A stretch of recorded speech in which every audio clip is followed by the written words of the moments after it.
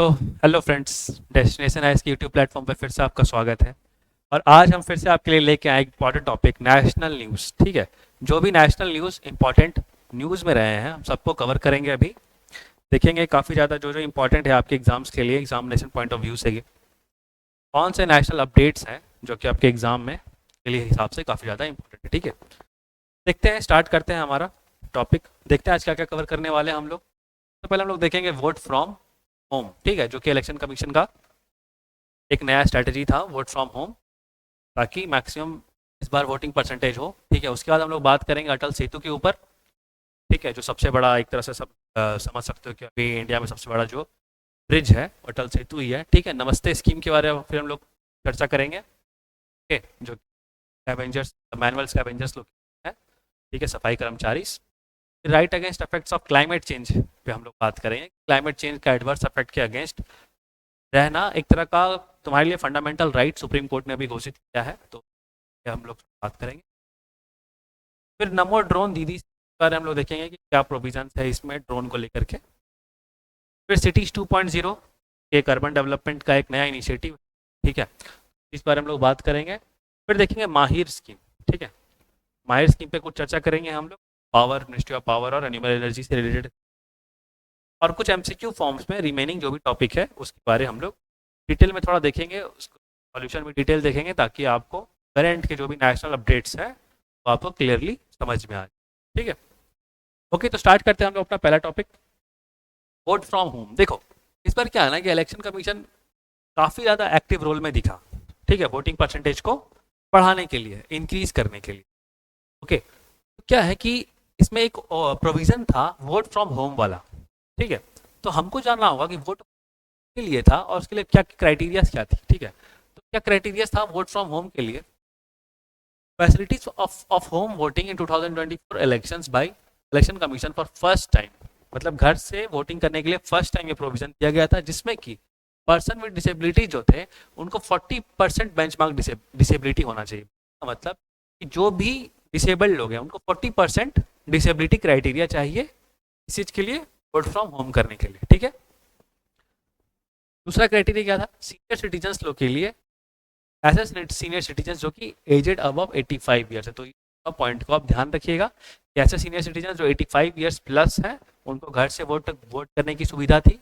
और जो भी पर्सन विद डिसेबल्ड पर्सन थे जो कि 40% डिसेबिलिटी बेंचमार्क डिसेबिलिटी था, उन लोग घर से वोट कर सकते थे। तो दो क्राइटेरिया हो सकता है फैक्चुअल इन्फॉर्मेशन आपके एग्जाम में पूछ लिया जाए, तो आप इस चीज़ को ध्यान रखिएगा। ओके, अब बात करते हैं हम लोग अटल सेतु के ऊपर। ठीक है, तो recently prime minister Narendra Modi inaugurated Mumbai trans harbour link. देखो, इसको मुंबई ट्रांस हार्बर लिंक भी बोलते हैं। ठीक है, it is also known as Atal Setu. तो दोनों नाम आप याद रखिएगा, अटल सेतु या फिर Mumbai trans harbour link. Making the opening of India longest sea bridge, मतलब कि इंडिया का लॉन्गेस्ट सी ब्रिज है टिल डेट। याद रखिए कितना डिस्टेंस है इसका, इस अटल सेतु का 21.8 kilometre. Very important factual information, 21.8 kilometre is the distance of Atal Setu. ठीक है, प्रीलिम्स के हिसाब से बहुत इंपॉर्टेंट है, ध्यान रखिएगा आप। और इसका ओवरऑल लागत कितना लगा, कितना कॉस्ट लगा इसको बनाने में, तो लगभग 17,840 करोड़ रुपया इसको लगा है बनाने में। It aims to reduce the travel time between south Mumbai और नवी मुंबई। इसके बीच में है अटल सेतु, साउथ मुंबई और नवी मुंबई।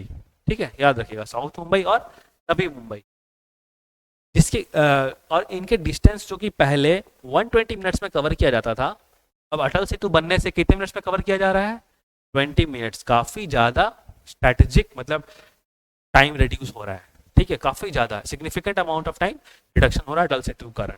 ठीक है, एक बार आप पिक्चर फॉर्म में देख लीजिए, आपको याद रहेगा। इंडिया लार्जेस्ट लॉन्गेस्ट ब्रिज, ठीक है, मुंबई ट्रांस हार्बर लिंक बोलते हैं या फिर अटल सेतु। ठीक है, जो कि हमारे former prime minister Atal Bihari Vajpayee के नाम पे रखा गया है। क्या किसको किसको कनेक्ट कर रहा है, ये हमारा साउथ मुंबई से नवी मुंबई। ठीक है, याद रखिएगा इस चीज़ को, खास करके इसके डिस्टेंस पे ध्यान रखिएगा कि 21.8 किलोमीटर इसका डिस्टेंस है। ठीक है, ओके, आगे मूव करते हैं हम लोग नेक्स्ट टॉपिक पे। अब हम लोग बात करेंगे नमस्ते स्कीम की। ठीक है, नमस्ते स्कीम क्या चीज़ से रिलेटेड है। सबसे पहले तो फुल फॉर्म जानना चाहिए, पीएससी के परस्पेक्टिव से भी फुल फॉर्म बहुत ज़्यादा फोकस में रहता है। तो देखिए, नमस्ते स्कीम क्या है, national action for mechanised sanitation ecosystem. National action और मैकेनाइज्ड सैनिटेशन इकोसिस्टम। बोलने का मतलब कहीं ना कहीं ये सफाई कर्मचारी लोग के लिए इन्वायरमेंट, उनका इकोसिस्टम बारे ओवरऑल बातचीत हो रही है, ठीक है। Scheme a joint initiative by ministry of social justice and empowerment. कौन कौन सी मिनिस्ट्री इन्वॉल्व है, वेरी इंपॉर्टेंट, इस चीज को ध्यान देना बहुत जरूरी है कि कौन स्कीम्स में कितनी कौन सी मिनिस्ट्रीज इन्वॉल्व। और खास करके इंपॉर्टेंट और जब तब हो जाता है जब हमारे पास मल्टीपल मिनिस्ट्रीज इन्वॉल्व होती है। देखो यहाँ पे जैसे कि इसमें क्या है, ministry of social justice and empowerment, ठीक है। पहले तो ये मिनिस्ट्री है, दूसरी मिनिस्ट्री कौन सी है, ministry of housing and urban affairs. Very important, exam में क्वेश्चन अटेम्प्ट करते समय ध्यान देना, ऐसा नहीं कि ऑप्शन में सिर्फ मिनिस्ट्री ऑफ सोशल गवर्नमेंट दिया हुआ है ए तो आप उसको टिक करके चले गए, थोड़ा नीचे भी आके देखो कहीं बी में ministry of housing and urban affair भी नहीं दिया हो, ठीक है, और नीचे बहुत ए एंड बी करके दे देते हैं, तो आपका जान करके भी एग्जाम में क्वेश्चंस गलती हो जाती है। पर आराम से ऑप्शंस को पढ़ें, ठीक है। दो मिनिस्ट्री इन्वॉल्व है इसमें।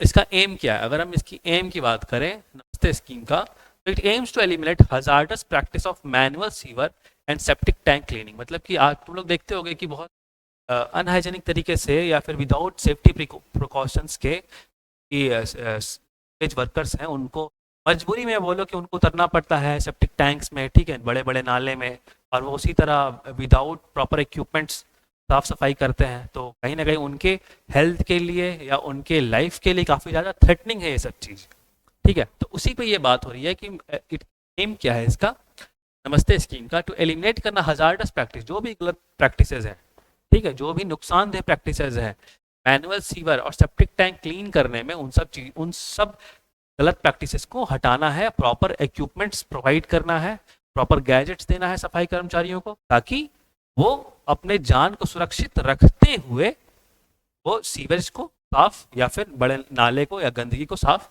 कर पाए, ठीक है। The scheme is implemented by national सफाई कर्मचारी finance and development corporation. Very important, कभी कभी आपसे पूछता है ये इम्प्लीमेंट कौन कर रहा है, पर्टिकुलर प्रोग्राम को इम्प्लीमेंट करने वाली बॉडी कौन सी है, ठीक है। तो आप ध्यान रखिएगा कि नमस्ते स्कीम को इम्प्लीमेंट कौन कर रहा है, नेशनल सफाई कर्मचारी finance and development corporation, okay, याद रहेगा आपको, नेशनल सफाई कर्मचारी finance and development corporation is implementing नमस्ते स्कीम, ओके। कब से कब तक के लिए वैलिड है ये, तो अभी कोशिश किया जाए 2023-24 से लेकर के 25-26 तक इस चीज को सही से इम्प्लीमेंट कर दिया जाए, ओके।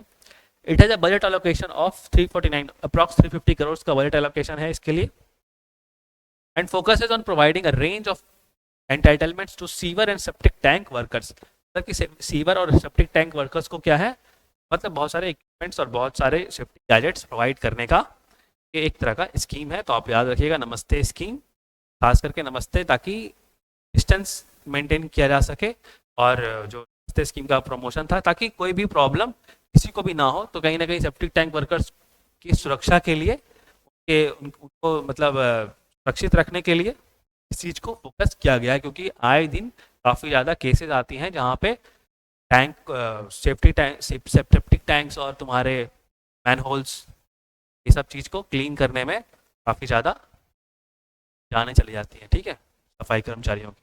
अब देखें होंगे न्यूज़ में काफ़ी ज़्यादा रहता है, ओके, तो उसी को कम। नमस्ते, ये एक पिक्चोरल रिप्रेजेंटेशन आपको, ताकि आपको याद रहे नमस्ते स्कीम क्या चीज़ रिलेटेड था।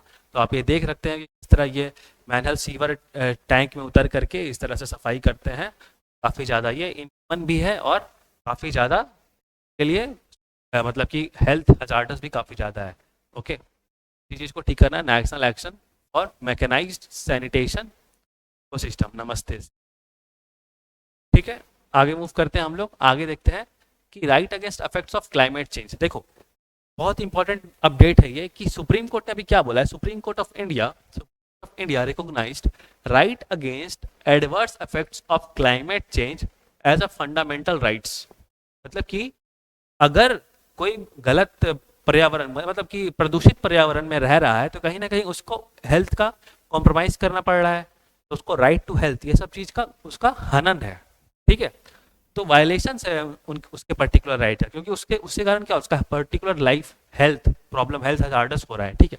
तो यही पे बात हो रहा है कि Supreme Court of India recognise right against adverse climate change as a fundamental right, कि आपका मौलिक अधिकार एक तरह से सही पर्यावरण में रहना, ठीक है। और इसके साथ सुप्रीम कोर्ट ने 2 आर्टिकल को इंक्लूड किया है, आर्टिकल 14 राइट टू इक्वालिटी और आर्टिकल 21 राइट टू लाइफ। अभी हम लोग थोड़ा डिटेल बात करेंगे इस चीज़ को लेकर के कि आखिर आर्टिकल 14 और आर्टिकल 21 का किस तरह एक्सपेंशन किया गया है, हमारा एनवायरमेंट से रिलेटेड जो भी प्रॉब्लम पर्टिकुलर आम आदमी को झेलना पड़ रहा है।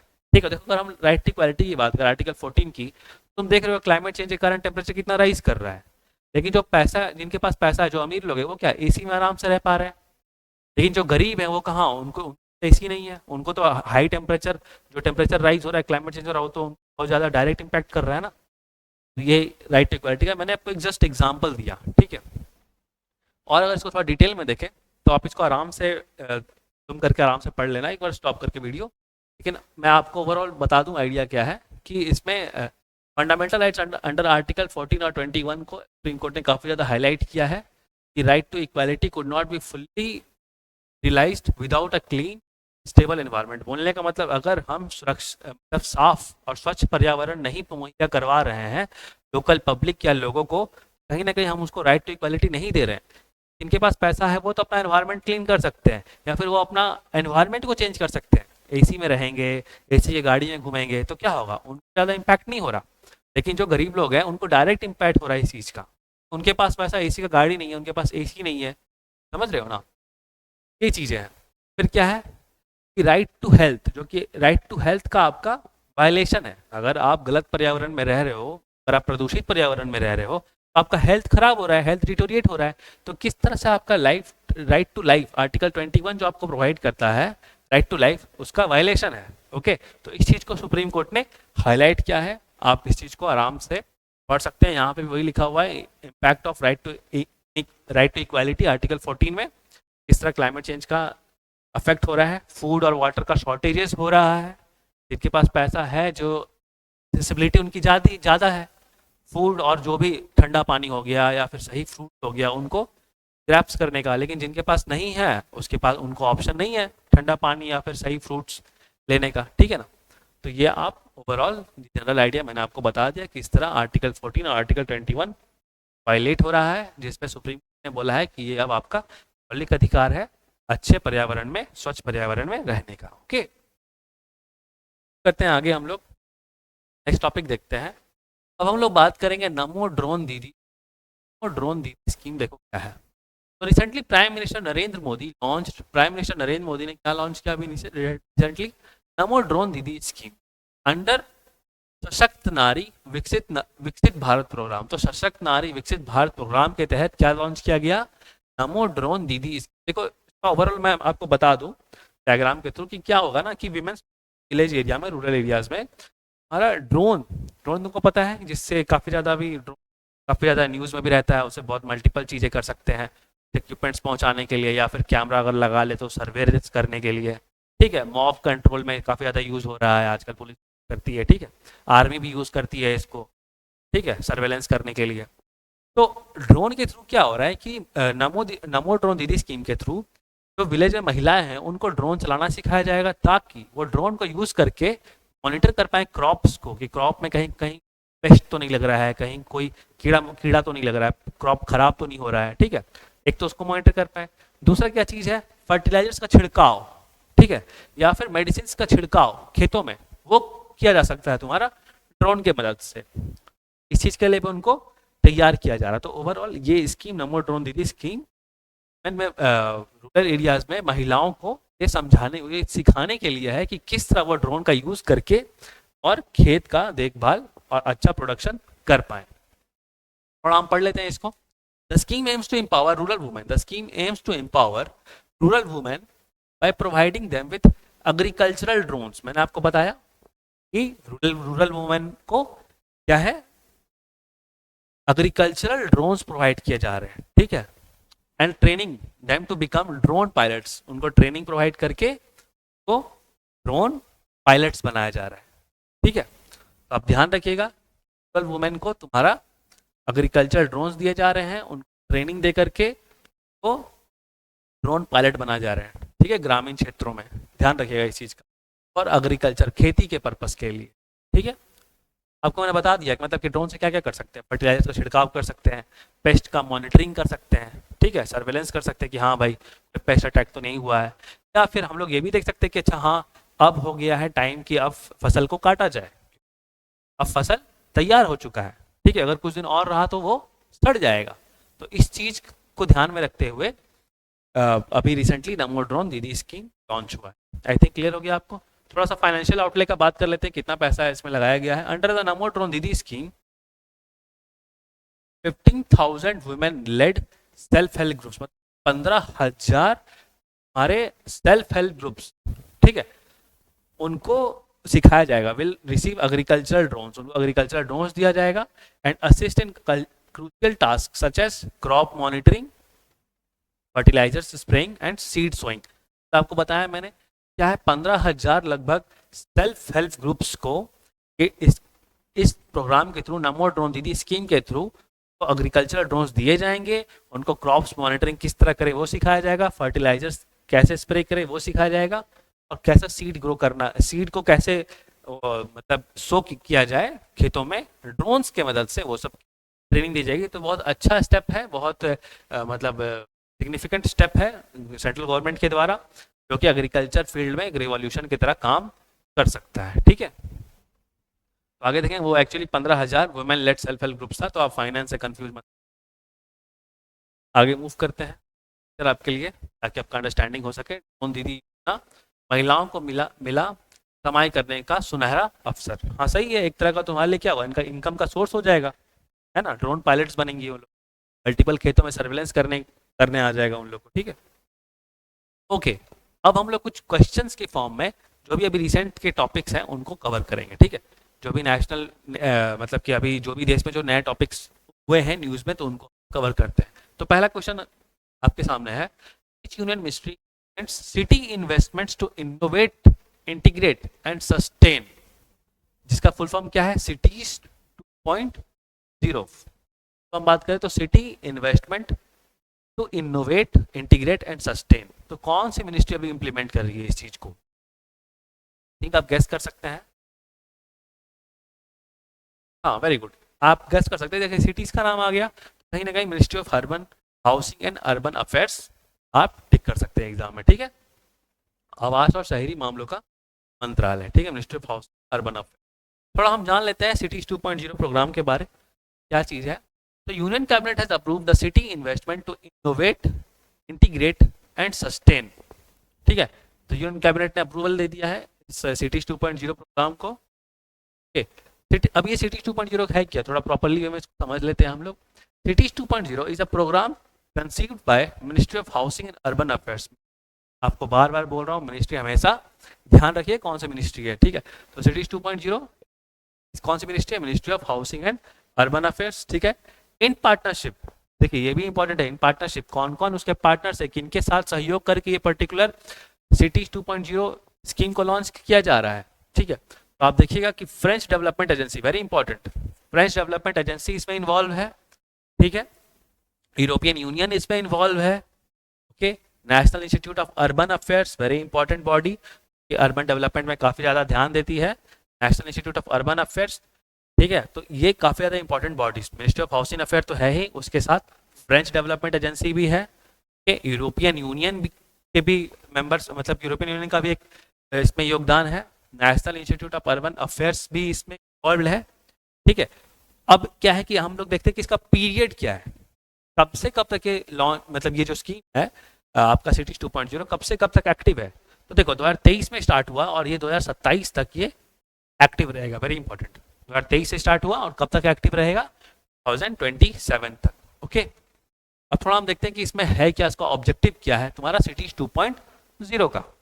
देखो अगर हम ऑब्जेक्टिव की बात करें, the programme aims to support completely competitively selected projects promoting circular economy. बोलने का मतलब कहीं ना कहीं वेस्ट जो है, वेस्ट का मैनेजमेंट वाली बात होगी। सर्कुलर इकोनॉमी का क्या होता है, मतलब कि हम कोई चीज प्रोड्यूस करें, प्रोडक्शन में क्या होता है कि कुछ वेस्ट मटेरियल भी जनरेट होता है, लेकिन हम वेस्ट मटेरियल को वापस से प्रोडक्शन प्रोसेस में कैसे यूज कर सकते हैं, या फिर उसको रिसाइकिल हम कैसे कर सकते हैं, उसको हम क्या बोलते हैं, एक साइक्लिक प्रोसेस, ठीक है। तो सर्कुलर इकोनॉमी बोलते हैं एक तरह से उसको। तो इसका फोकस क्या है, ऑब्जेक्टिव क्या है, completely selected project, competitively selected projects promoting circular economy with focus on integrated waste management, कहीं ना कहीं इंटीग्रेटेड वेस्ट मैनेजमेंट, मतलब वेस्ट जो जनरेट हो रहा है उसको हम किस तरह मैनेज कर सकते हैं, ठीक है, कैसे उसको रिसाइकिल कर सकते हैं एट सिटी लेवल पे ये काम हम किस तरह कर सकते हैं, ताकि हम क्या है क्लाइमेट ओरिएंटेड रिफॉर्म्स एक्शन लेकर के आए। कहीं ना कहीं सब चीज़ किसके लिए है, सारे जो सर्कुलर इकोनॉमी ये सब बनाना किस लिए इंपॉर्टेंट है, ताकि हम लोग क्लाइमेट ओरिएंटेड काम कर सके। क्लाइमेट चेंज इतना ज़्यादा एडवर्स इम्पैक्ट है क्लाइमेट चेंज का, तो हमको उसको रिड्यूस करना है, उसको कर्ब करना है। इन सब चीज़ों के लिए क्या है कि बहुत सारे पीपल इनिशिएटिव्स ले जा रहे हैं। जैसे एक इनिशिएटिव ये भी है आपका सिटीज 2.0 प्रोग्राम। इसमें कोई प्रोडक्शन प्रोसेस में सिटीज़ में कोई भी बहुत सारी चीज़ें प्रोड्यूस होती हैं, उसके कारण वेस्ट भी जनरेट होता है, उन सब वेस्ट को हमको क्या करना है, रिसाइकिल करना है, ठीक है, okay. At state level and institutional strengthening, मतलब ऐसे जो इंस्टीट्यूशंस है जहाँ पे इस तरह के रिसाइकिल वाले काम हो सके, उन सब इंस्टीट्यूशंस को हम लोग को स्ट्रेंथन करना है, स्ट्रांग बनाना, ताकि वो और अपना लेवल, अपना जो काम करने की क्षमता है, रिसाइकिल करने की क्षमता है, उसको बढ़ा पाए, ठीक है। And knowledge dissemination at national level, और जो भी इससे रिलेटेड नॉलेज है उसको मल्टीपल सेक्टर्स में डिस्ट्रीब्यूट किया जाए, ताकि उस नॉलेज को यूज़ करके, रिसाइकिल का नॉलेज को यूज़ करके, जो भी वेस्ट डिस्पोजल का तरीका है उसको मल्टीपल इंस्टीट्यूशंस एक्टिवली इनिशिएट कर पाए, ठीक है, स्टार्ट कर पाए। याद रखिएगा इस चीज़। तो ओवरऑल आपको पता चलेगा सिटीज 2 क्या चीज़ था, ओके। एक तरह से वेस्ट डिस्पोजल का तरीका है और सर्कुलर इकॉनमी बनाना है हमको, तो क्या होगा, वेस्ट मैनेजमेंट बहुत अच्छे तरीके से होगी, ओके। आगे मूव करते हैं हम लोग नेक्स्ट क्वेश्चन पे। क्वेश्चन है, ministry of power launch the mission on advanced and high impact research. Sun on advanced and high impact research, हम बात करेंगे इसका, इस पे क्या चीज़ है ये, शॉर्टकट में इसको क्या बोल रहे हैं, माहिर, ठीक है, MAHIR. Along with which union ministry, तो मिनिस्ट्री ऑफ पावर ने MAHIR programme on advance and high impact research है, वो कौन से और मिनिस्ट्री के साथ मिलके स्टार्ट किया है। आपके ऑप्शन है ministry of renewable energy, ministry of steel, ministry of MSME, ministry of science and technology. देखिए सही आंसर आपका जो हो जाएगा ministry of new and renewable energy, ठीक है, नवीन एवं नवीकरण ऊर्जा मंत्रालय। इस चीज़ का ध्यान रखिएगा। हम लोग थोड़ा माहिर स्कीम का डिटेल पढ़ लेते हैं यहाँ पे। The ministry of power and ministry of new and renewable energy, very important, यहाँ पे दो मिनिस्ट्री इन्वॉल्व है माहिर स्कीम में। अब ध्यान दीजिए इसको, कौन कौन सी मिनिस्ट्री है, मिनिस्ट्री ऑफ पावर है, ठीक है, और दूसरी है ministry of and renewable energy, ठीक है। अब ये कौन सा प्रोग्राम लॉन्च किया है रिसेंटली, माहिर प्रोग्राम। क्या है MAHIR programme, mission on advanced and high impact research, ठीक है, high advance and high impact research किस फील्ड में, जो भी टेक्नोलॉजीज हैं in power sector and develop them indigenously for deployment with in and India and outside India. जो भी power sector में, ठीक है, एनर्जी डेवलपमेंट के क्षेत्र में जो भी नए टेक्नोलॉजीज हैं, ठीक है, आपको पता है सोलर एनर्जी, विंड एनर्जी, इनको ग्रैप्स करने का बहुत सारा तरीका है।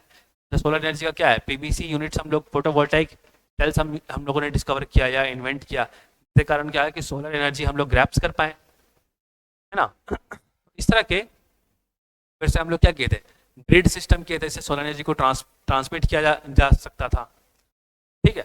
तो क्या है कि इस तरह के जो भी टेक्नोलॉजीज है, जो भी पावर से रिलेटेड है, ministry of new and renewable energy से रिलेटेड है, ठीक है, या फिर न्यू एंड रिन्यूएबल एनर्जी से रिलेटेड है, उन सब चीज़ों में जो भी टेक्नोलॉजीज अगर निकल के सामने आती हैं, उसमें अगर इन्वेस्टमेंट करना हो, उसको रिसर्च एंड डेवलपमेंट करना हो, उसको प्रमोट करना हो, ठीक है, तो उस चीज़ के लिए, इन्वेस्टमेंट के लिए, उस चीज़ पर ध्यान देने के लिए हमारा कौन सा प्रोग्राम है, MAHIR programme, mission on advance and high impact research.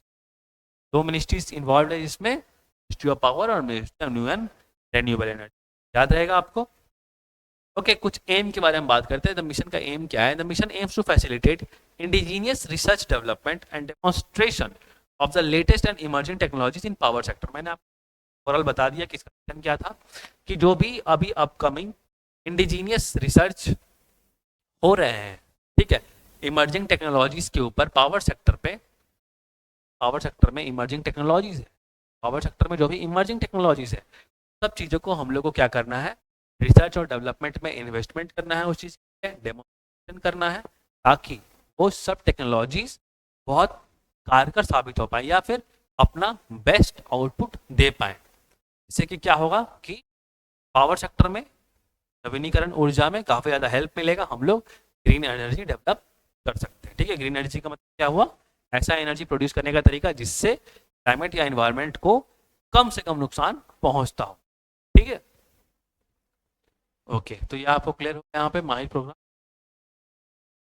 आगे नेक्स्ट क्वेश्चन देख लेते हैं। Recently which state has formulated a low carbon action plan to strengthen its waste management and domestic waste water sector. तो मतलब क्या है कि लो carbon action plan कौन सा स्टेट अभी लेकर के आया है जिससे कहीं ना कहीं अपने वेस्ट वाटर को ट्रीटमेंट कर रहा है। ठीक है, आप ट्राई करिए एक बार। देखिए सही आंसर इसका बिहार है, यहाँ पे थोड़ा आंसर भी हाईलाइट हो गया था कोई। तो बिहार गवर्नमेंट ने अभी रिसेंटली कौन सा इनिशिएटिव लॉन्च किया है, लो कार्बन एक्शन प्लान। ठीक है, किस लिए, वेस्ट मैनेजमेंट के लिए, खास करके वेस्ट वाटर सेक्टर्स में जो भी वेस्ट वाटर्स है उनको मैनेज करके लो कार्बन एक्शन प्लान, मतलब जो भी प्रोडक्शन प्रोसेस है उसमें कम से कम कार्बन एमिशन हो, इस चीज़ का ध्यान रखना है। कौन सी स्टेट गवर्नमेंट कर रही है इस चीज़ को, बिहार स्टेट गवर्नमेंट कर रही है। वेरी इंपॉर्टेंट, आपके बीपीएससी के एग्जाम के लिए और ज़्यादा ये इंपॉर्टेंट हो जाता है। ओके, याद रखिए इस चीज़। ठीक है, आगे मूव करते हैं। अब दूसरा क्वेश्चन, चौथा क्वेश्चन बताइए, where will India's first battery energy storage का फैक्ट्री बी स्टैब्लिश। तो पहला हमारा बैटरी स्टोरेज एनर्जी स्टोरेज का फैक्ट्री कहाँ पे स्टैब्लिश हो रहा है। फैक्चुअल इन्फॉर्मेशन और बहुत ज़्यादा इंपॉर्टेंट भी है, जम्मू एंड कश्मीर में। ठीक है, जम्मू एंड कश्मीर में हमारा पहला battery energy storage giga factory setup हो रहा है। इंपॉर्टेंट है, याद रखिएगा, आपको एक नंबर डायरेक्ट आ सकता है इन सब क्वेश्चन से। बताना आपको, recently under which operation did Israel declared war on Palestine militant group Hamas. Israel ने रिसेंटली अभी पैलेस्टीन का जो मिलिटेंट आतंकवादी संगठन है हमास, उस पर जो हमला किया, उस ऑपरेशन का नाम क्या दिया था पैलेस्टीन ने, इजराइल ने। ऑप्शन है operation iron sort, operation red blood, operation guardian of the walls, operation shield and arrow. देखिए वेरी इंपॉर्टेंट, इसका जो सही आंसर है ऑपरेशन आयरन सॉर्ट के तहत इसराइल ने अभी पैलेस्टीन का मिलिटेंट ऑर्गेनाइजेशन हमास है उस पर अटैक किया है। आप इस चीज़ को याद रखिएगा। ठीक है, अगर आपको कुछ कंफ्यूजन है तो आप मेरा इसराइल पैलेस्टीन कॉन्फ्लिक्ट वाला वीडियो जरूर देखिए जा करके। ठीक है, जिससे कि आपको और क्लैरिटी मिलेगा इसराइल और पैलेस्टीन के ऊपर क्यों इतना विवाद चल रहा है, क्यों इतना कॉन्फ्लिक्ट चल रहा है, मैंने डिटेल उसमें समझाया है। Okay, I think this was the last question. अगर आपको ऐसे वीडियोस और चाहिए तो आप प्लीज़ चैनल को लाइक एंड सब्सक्राइब करें। वीडियो अगर अच्छा लगा तो उसको लाइक करें। डेस्टिनेशन आईएएस के टेलीग्राम चैनल पे आपको इसका पीडीएफ मिल जाएगा, जहाँ से आप पीडीएफ डाउनलोड कर सकते हैं। आप टेलीग्राम चैनल से जुड़े, डेस्टिनेशन आईएएस के प्लेटफॉर्म से जुड़े। ठीक है, और अपने 70th बीपीएससी के प्रिपरेशन को और स्ट्रॉन्ग करें। मिलते हैं फिर अगले इसी तरह के शॉर्ट एंड क्रिस्प वीडियो के साथ, जो कि काफ़ी ज़्यादा फॉर्मेटिंग हो गया आपके लिए। ठीक है, काफ़ी हेल्प करेंगे आपको 70th BPSC. Thank you so much.